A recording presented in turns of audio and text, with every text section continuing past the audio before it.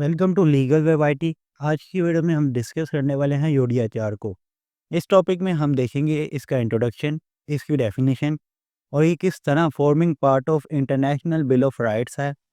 उसके बाद हम इसका ऑब्जेक्टिव देखेंगे, स्ट्रक्चर देखेंगे, इसका लीगल इफेक्ट देखेंगे और उसके बाद हम देखेंगे कि किन आर्टिकल्स और किन राइट्स को यूडीएचआर में कवर किया गया है और लास्ट में हम इसका कंक्लूजन देखेंगे।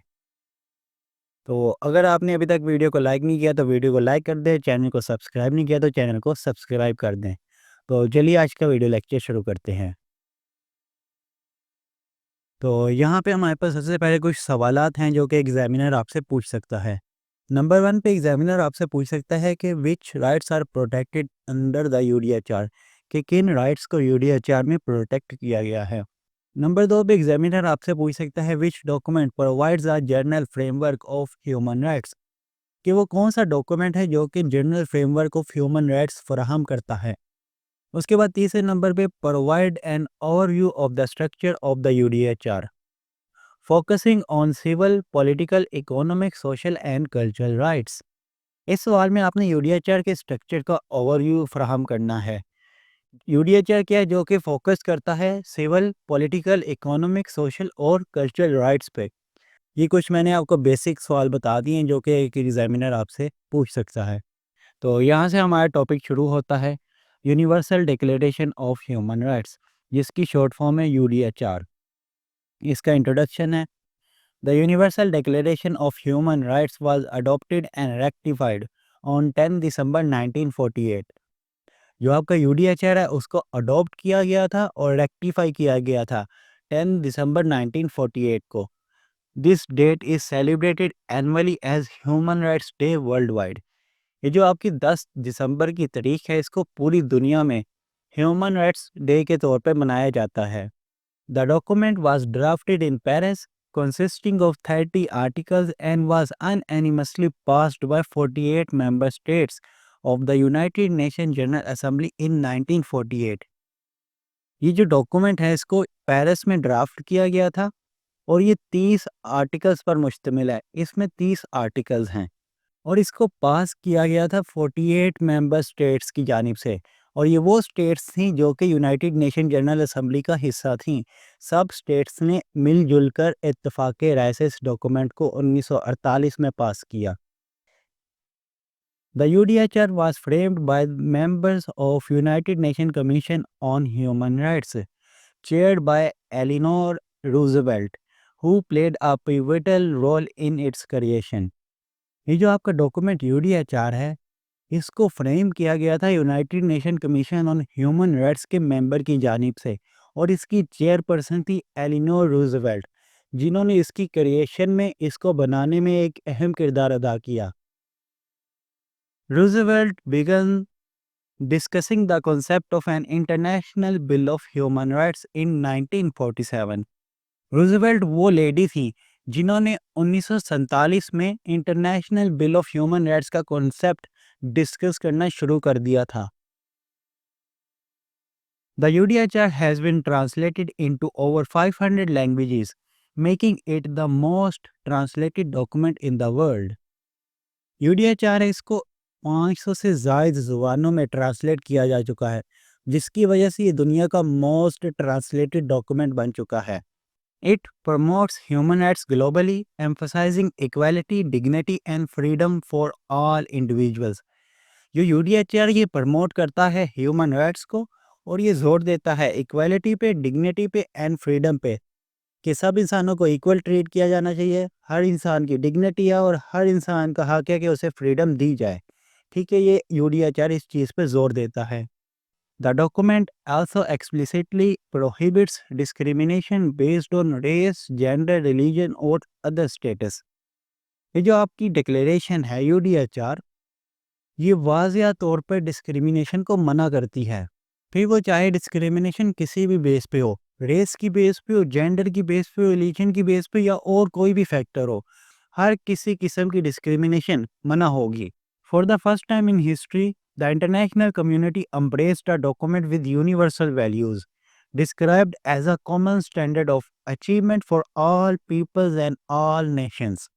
ये तारीख में पहली दफ़ा था कि इंटरनेशनल कम्युनिटी ने किसी डॉक्यूमेंट को यूनिवर्सल वैल्यू दी हो, और इसको इस तरह बयान किया जाता है कि ये एक कॉमन स्टैंडर्ड ऑफ अचीवमेंट है तमाम लोगों के लिए और तमाम कौमों के लिए।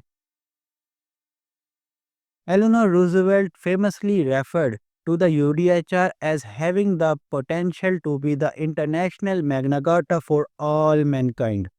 जो लेडी थी एलेनोर रूजवेल्ट, वो कहती थी कि यूडीएचआर के पास इतनी ताकत है कि ये पूरी दुनिया का या तमाम इंसानियत का मैग्ना कार्टा बन सकता है। उसके बाद है यहाँ पे हेडिंग नंबर 2, हमारे पास इसकी definition. The universal declaration of human rights is a landmark document adopted by the United Nations in 1948, outlining 30 fundamental rights and freedom that apply to all people, promoting equality, dignity and justice and prohibiting discrimination world wide. अगर आपने introduction अच्छे से तैयार कर लिया तो definition बिल्कुल उसी का प्रीसाइज और समराइज वर्जन है। बिल्कुल वही चीज़ लिखी है जो अभी हम डिस्कस कर चुके हैं कि यूडीएचआर जो है ये एक अहम डॉक्यूमेंट है जिसको यूनाइटेड नेशन की जानिब से 1948 में अडॉप्ट किया गया था।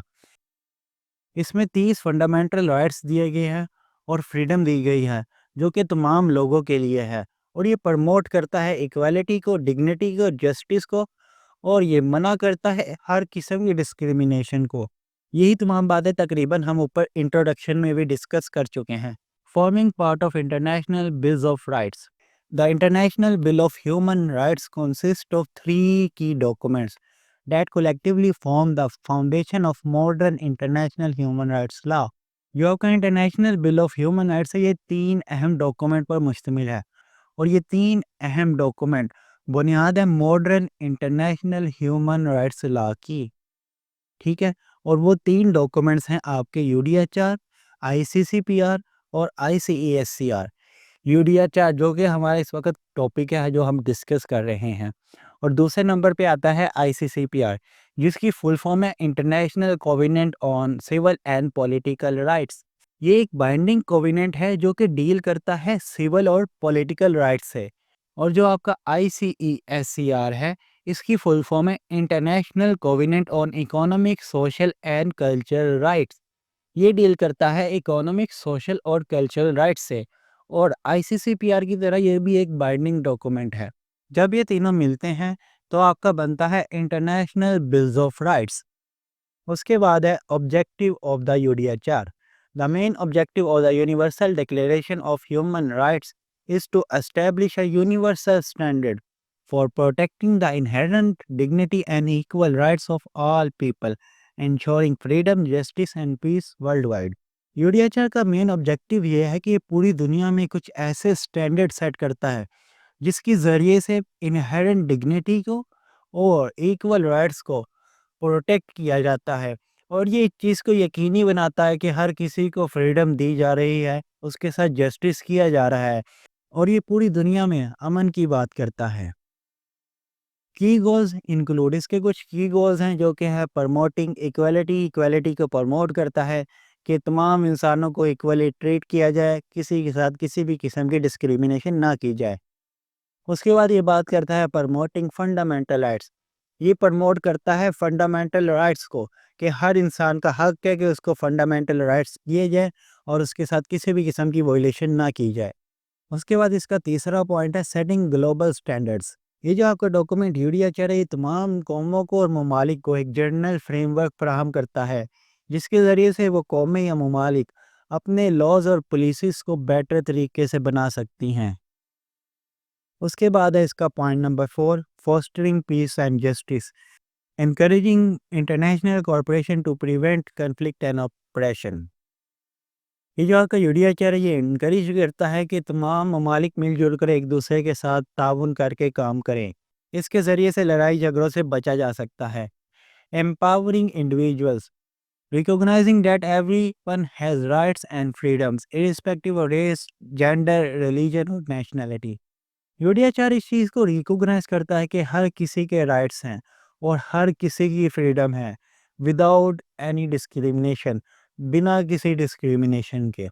ठीक है, इसके बाद इसकी हेडिंग नंबर 5 है जो कि है स्ट्रक्चर यूडीएचआर का। सबसे पहले यूडीएचआर में आपको प्रियम्बल देखने को मिलेगा। उसके बाद इसका पहला और दूसरा आर्टिकल है जो कि डील करते हैं जनरल प्रिंसिपल्स ऑफ यूडीएचआर। उसके बाद आर्टिकल 3 से आर्टिकल 21 तक सिविल एंड पॉलिटिकल राइट्स की बात की गई है। उसके बाद आर्टिकल 22 से 27 तक इकोनॉमिक, सोशल और कल्चरल राइट्स की बात की गई है। और लास्ट में आर्टिकल 28 से 30 तक आपको कंक्लूडिंग प्रोविजंस या फाइनल आर्टिकल्स देखने को मिलेंगे। तो आज की वीडियो के लिए बस इतना ही था। अगली वीडियो में हम इस टॉपिक को फर्दर डिस्कस करेंगे। अगर आपके पास मेरे लिए कोई सजेशन है या कोई रिकमेंडेशन है तो आप मुझे कमेंट सेक्शन में बता सकते हैं। मैं मिलता हूँ आपसे अगली वीडियो में, तब तक के लिए अल्लाह हाफिज़।